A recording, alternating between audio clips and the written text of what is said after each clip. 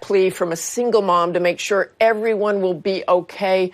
What do you say to her to reassure her and millions of other Americans that they will be okay? Well, it's going to be the biggest assistance package in history, Martha. I mean, I hope she does well. A lot of the people you talked to had a sense of optimism. I love that. We got to fight together to get through the effects of the virus in economic terms. Safety comes first, but we're doing the best we can. We've got a $6.2 trillion assistance package, and just some of the quick factoids. We're basically going to be providing significant assistance to 175 million people. 175 million people. Roughly $600 billion is allocated to that. And to the small business, and the small business, which will go up next week, there's another $350 billion. And then when you count the payroll tax holiday, you're going to be moving towards $500 or $600 billion. We're trying to keep folks working. We're trying to let them have enough assistance to get through daily family needs with the kids. Some of them may be home. We are going to cover their sick pay leave, as I think you know. And we're also protecting payrolls. All the loans and loan guarantees will be forgivable. Well, first they'll be made, and then they'll be forgivable, provided the small business people hang on to their payrolls. So it may not be perfect, but I think it's going to give tremendous amount of resources to get us through what we still believe is going to be a question of weeks and months, hopefully weeks, maybe I should say prayerfully weeks, but we think we can get through this period. We know about those eye-popping numbers this week, the $2 trillion stimulus package with checks going out to millions and millions of Americans, as you say.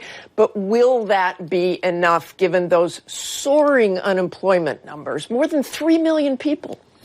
Well, I think it will be enough. I mean, you know, the whole package, when you take the $2.2 trillion of direct federal assistance, which, by the way, goes to states and goes to hospitals and goes to medical equipment covering the waterfront, you know, you're really talking about 1/3 of GDP, 1/3 of the whole economy is being covered by this package. That's really quite remarkable. It's the largest mainstream financial assistance package in the history of the United States. So it's hard to know if we can get everything, help everybody, but I think I'm an optimist. I think the sheer resources here, we are putting in whatever it takes. We're using every federal power lever possible to help folks. It's going right into the middle, the lower middle class people. And by the way, Martha, other things, student loans are going to be deferred. Payment on student loans is going to be deferred. Income tax payments going to be deferred for several months. As I say, there's a small business. Mr. Kudlow,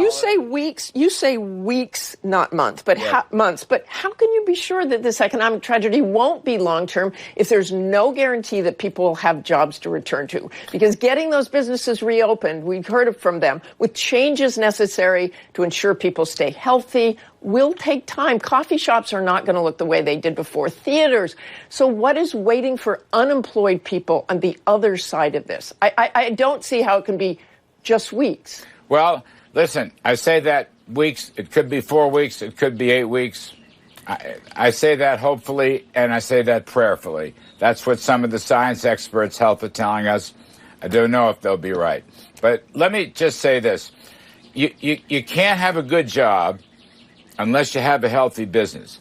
And what we've tried to do is provide tremendous assistance to the individual men and women, and therefore, on the other side, tremendous assistance to the small businesses for which they work. We're trying to balance this out. And I think that's really the first time this kind of package has ever been put forward.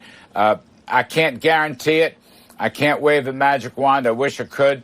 I've spent all my career being an optimist and trying to promote economic growth. This virus, nobody expected this thing to come down as far and hard and widespread as it did, but it did. And we are Mr. Kudlow, I want to stop you there just for a second, including you. It was also just a month ago you told CNBC that you thought the virus was contained in the country, even though doctors were warning others. Otherwise, you also downplayed the threat of a long-lasting economic tragedy. You have since said that was based on facts at the time, but yes. Why should people trust you this morning with your prediction? Look, I'm as good as the facts are. And at the time I made that statement, the facts were contained. The president had just put the travel restrictions on China, and a lot of people agreed with me. In fact, at the time, a lot of people felt that the flu was worse than this virus. But as soon as the facts changed, we changed our whole posture and our whole strategy, and we've gone full bore. As I said, no package like this has ever been passed Congress before. And look, as the president has said, we will do more if need be. Let's just try to get this done now. How quickly can you get those checks out? Couple of weeks. The direct given the infrastructure, that much money, that number of checks? The direct checks will come out probably in 2 weeks, I believe Secretary Mnuchin is saying. This loans to the small businesses will be ready for processing this coming week, okay, this coming Friday. So we will have rapid speed, much faster than has been done in the past with these things. And so we will get it into people's hands right away. And don't forget also, please, regarding things like rent payments or rental home loans, all that evictions, let me add that, all that will be put on hold. There will be no evictions during this period. Principal and interest on loans, if they're federal loans, can be suspended. There's a moratorium on student loans.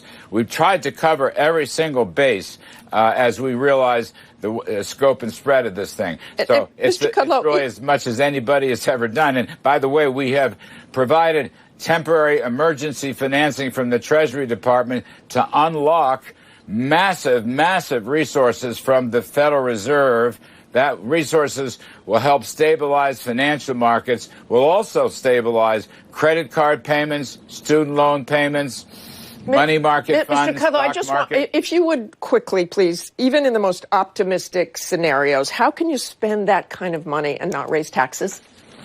Well, we're not raising taxes. We're cutting taxes right now. The whole package is essentially direct assistance on the spending side and large-scale tax cuts. As I said, 175 million, I'll put that number, 175 million, Martha, are going to get tax rebates, and massive small business. Probably half of the companies in the U.S. are going to get rebates or deferred payroll tax holidays, and we will cover their expenses, and we will forgive the loans as long as they keep the payroll going. So we've tried to hit both sides. We're helping the individuals. We're helping the small businesses. Those are the major components of the American economy.